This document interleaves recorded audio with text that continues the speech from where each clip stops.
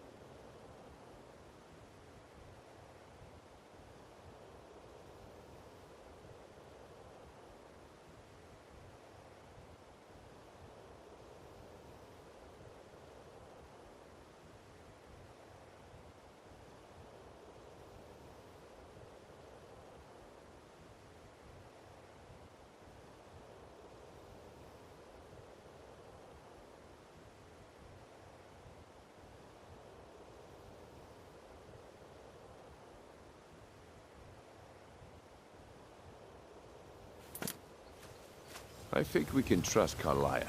Let's see what she's on about.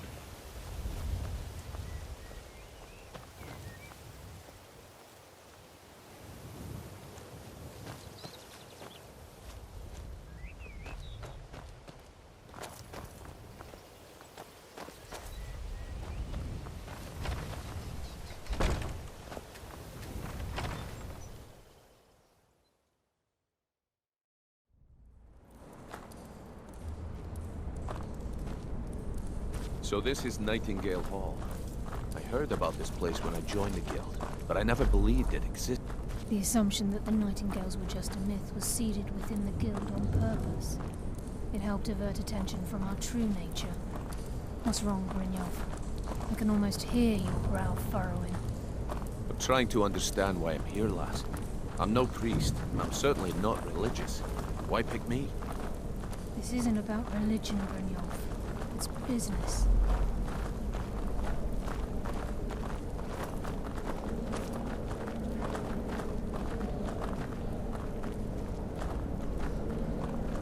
This is Nightingale Hall. You're the first of the uninitiated to set foot inside in over a century.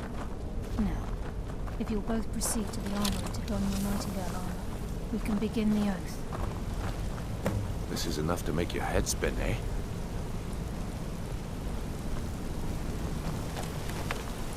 Between moons.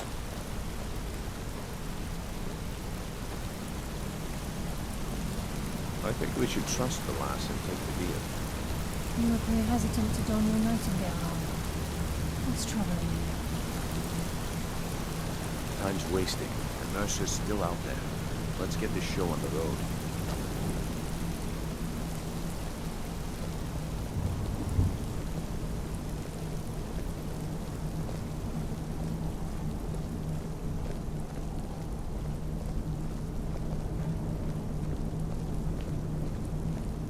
You appear hesitant to don your Nightingale armor.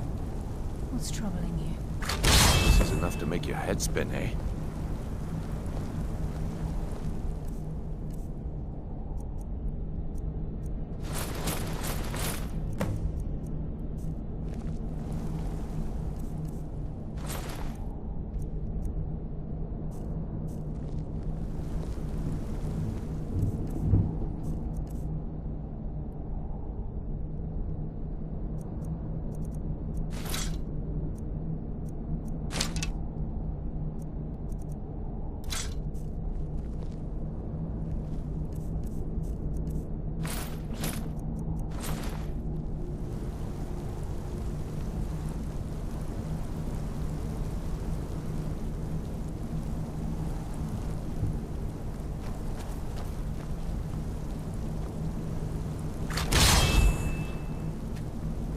What is it?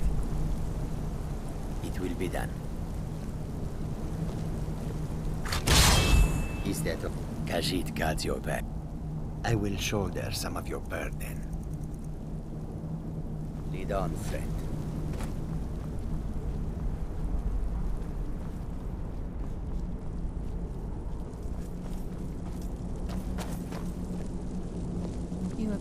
Okay, the lass. oath. We've got these get-ups on. Now what? Beyond this gate is the first step in becoming a Nightingale. Whoa there, lass. I appreciate the armor, but becoming a Nightingale? That was never discussed. To hold any hope of defeating Mercer, we must have Nocturnal at our backs. If she's to accept you as one of her own, an arrangement must be struck. What sort of arrangement? I need to know the terms. The terms are quite simple, Brynjolf. Nocturnal will allow you to become a Nightingale and use your abilities for whatever you wish. And in return, both in life and in death, you must serve as a guardian of the Twilight Sepulchre. Aye, there's always a catch.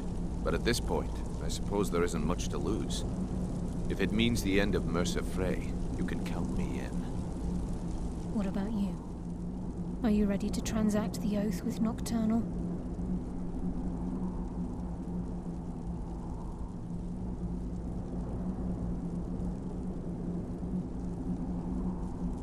Good. After I open the gate, please stand on the western circle.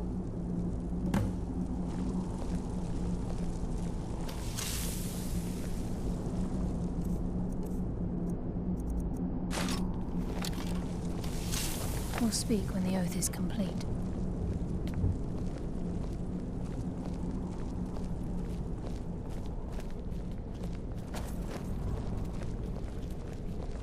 Time's wasting. Mercer's still out there. Let's get this show on the road.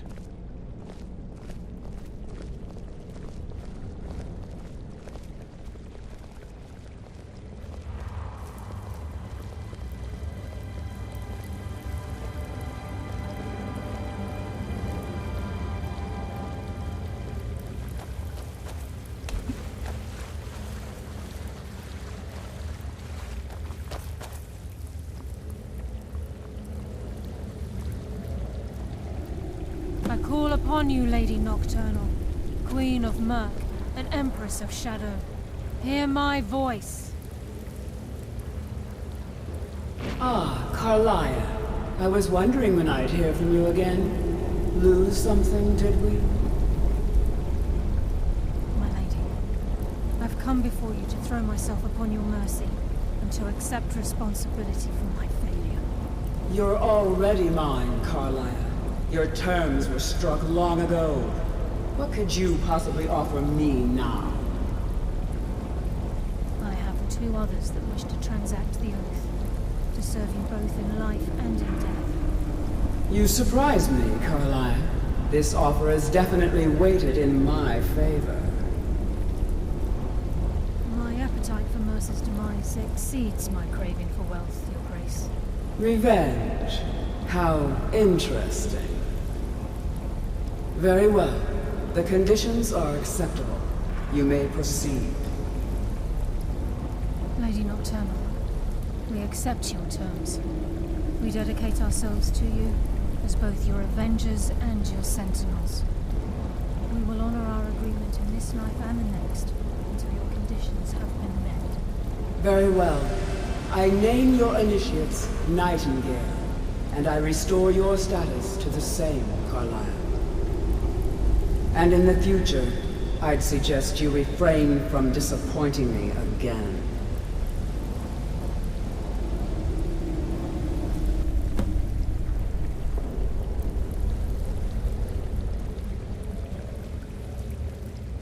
I suggest Now you that talk you've to Carlia transacted the first. oath, She it's has time some to news that reveal will the turn final your piece of the stomach. puzzle to you. Mercer's true crime.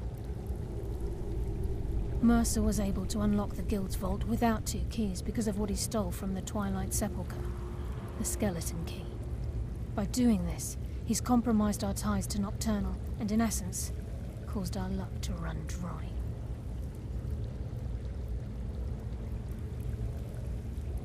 Well, yes, but the key isn't only restricted to physical barriers. All of us possess untapped abilities, the potential to wield great power securely sealed within our minds. Once you realize the key can access these traits, potential becomes limitless.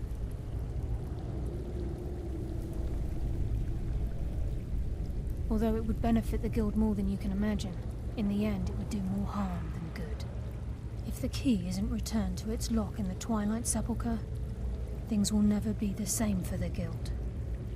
As time passed, our luck would diminish to the point of non-existence, and whether you know it or not, our uncanny luck defines our trade.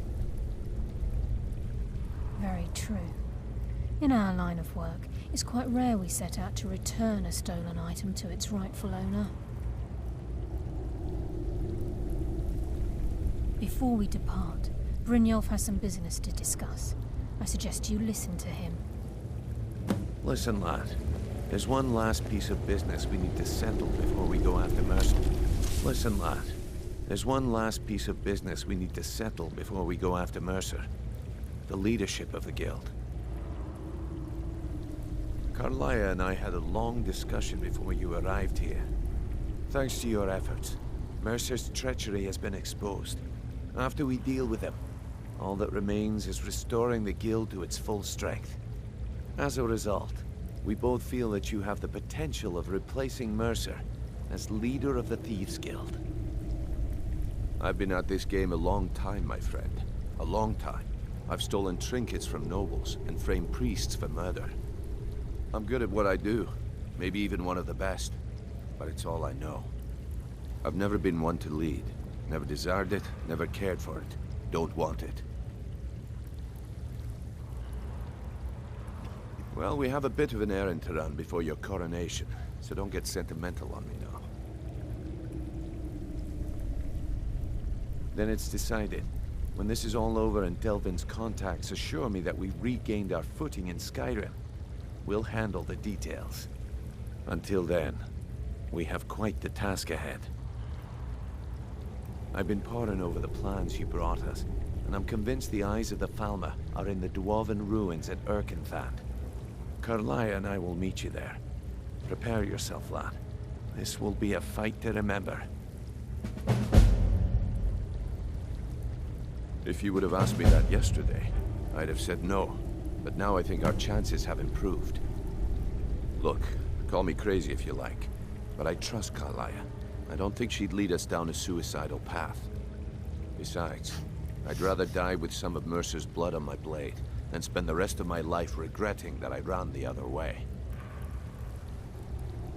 Aye, and some of what Carlia said is starting to make sense.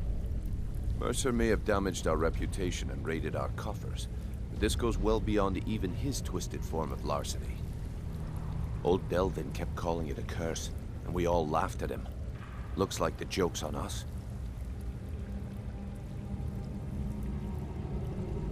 Until next we meet, lad.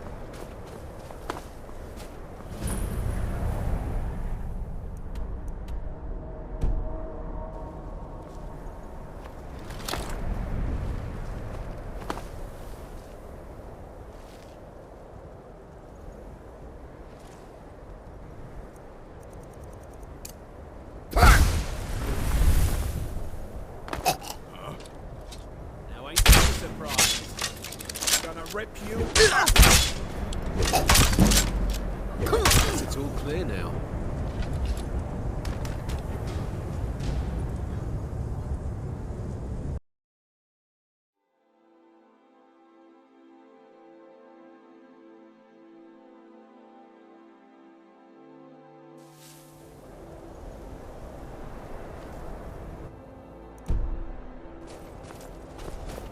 Something smells foul.